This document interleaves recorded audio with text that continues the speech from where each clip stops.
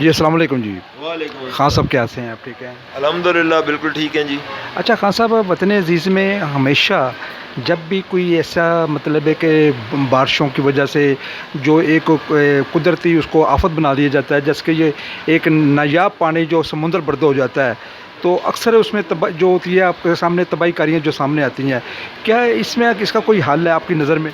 دیکھیں، عضلوں سے پہاڑوں پر برفیں پڑتی ہیں، بارشیں پڑتی ہیں، اور وہ بہتا ہوا پانی قدرتی راستوں سے گزرتا ہوا، خود رو رستوں سے گزرتا ہوا پہنچ جاتا ہے سمندر میں، تو یہ ضائع ہو جاتا ہے.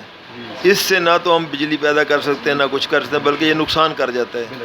اور یہ ہمیشہ نہیں ہوتا، کبھی کبھی اس طرح زیادہ بارش آتی ہے اور اس سے یا زیادہ گرمی کی وجہ سے پگھل جاتا ہے پانی، اور پھر وہ زیادہ علاقوں میں زیادہ تباہی پھیلایا جاتا ہے. لوگوں نے گھر بنا لیے ان جگہوں پر جہاں پچھلے 10 15 20 سال سے پانی نہیں آیا.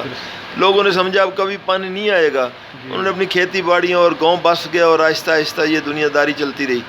اب مسئلہ یہ ہے کہ جب تک ہم ڈیم نہیں بنائیں گے، رستوں میں اس پانی کو استعمال کے نہیں روکیں گے، بجلی نہیں بنائیں گے، ہم اسی طرح نقصان کرتے رہیں گے.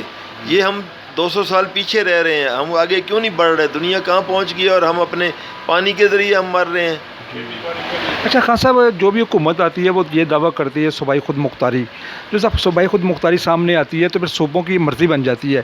جیسے انہوں نے یہ پہلے کہا تھا ماضی میں کہ کالا باغ ڈیم جو ہے ہماری لاشوں پہ بنے گا. کیا صوبائی خود مختاری ہے وہ وفاق کے مفاد میں نہیں ہے؟ دیکھیں، جب وہ کہا گیا تھا کہ ہماری لاشوں پر بنے گا، تو وہ سرحد والے لوگوں نے کہا تھا، KPK کے لوگ جو تھے، پہلے سرحد تھا، اور وہ بھی وہ انڈین پرو آدمی جو ہے اس نے یہ کہا تھا.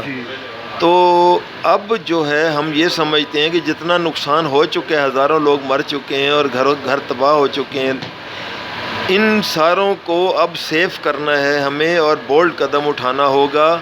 اب ہمیں اپنے لوگوں کو بچانا ہوگا. ہمیں کالا باغ ڈیم ایک ہے، بہت اچھی جگہ پر ہے، وہ سینیریو بہت اچھا ہے ان کا، اس کو بنا دیں. اس کے بعد اور بہت سارے ڈیم، بھاشا ڈیم جیسے بن رہا ہے، جیسے دوسرے ڈیم بن رہے ہیں، وہ ہم سارا دیکھے ہوئے، ہم نے سارے علاقے ہم جانتے ہیں. تو جہاں جہاں ڈیموں کی ضرورت ہے وہاں فوراً ڈیم بننے چاہیے. پانی کی ایک رکاوٹ ہو، پانی آپ کے پاس اکٹھا ہو، ساتھ ساتھ پھر پورا سال وہ گزرتا رہے اور استعمال ہوتا رہے، بجلی بنتی رہے. یہ تو ایک ہمارا حق ہے جو ہمیں نہیں دیا جا رہا. اچھا آخری سوال ہے، یہ جو ملٹی نیشنل کمپنی جو ہمیں اپنی من مرضی کے ریٹ پہ بجلی دے رہی ہیں، تو یہ سراسر یہ جو مطلب ایک غلامی کے زمرے میں آتی ہے، تو کیا یہ PTI کے حوالے سے یہ جو غلامی کا سلوگن ہے یہ کہاں تک ٹھیک ہے؟ دیکھیں جی، میں بڑی واضح بات کرتا ہوں کہ جب آپ نے چوری کرنی ہوتی ہے تو اس کے لیے آپ رستے بناتے ہیں. انہوں نے جو پلانٹ لگائے وہ باہر سے اس کا ایندھن آتا تھا، تو امپورٹڈ ایندھن سے جب ایک چیز چلانی ہے تو آپ کو ایندھن بھی وہ نہیں ہے، ہمارا کوئلہ بھی اس میں استعمال نہیں ہو سکتا. تو قدم لینے سے پہلے ہمیں وہ کرنا چاہیے کہ جو خام مال ہے وہ ہمارے پاس اپنا ہونا چاہیے.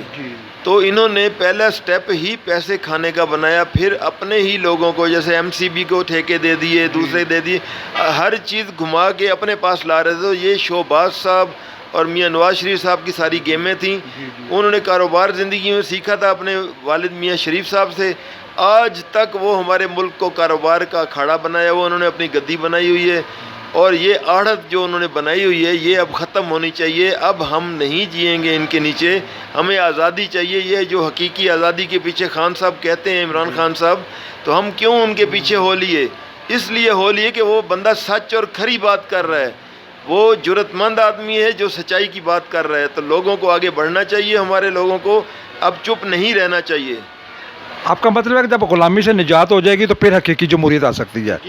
یقیناً ایسا ہی ہے کہ ہم آزاد ہوں گے تو ہمارے لوگ جو ہوں گے وہ صحیح فیصلے کریں گے. انہیں پتہ ہوگا کہ غلط کو کل کو اکھاڑے میں آنا پڑے گا، کل کو اس کو زنجیریں پڑ سکتی ہیں، تو اس کا احتساب ہوگا.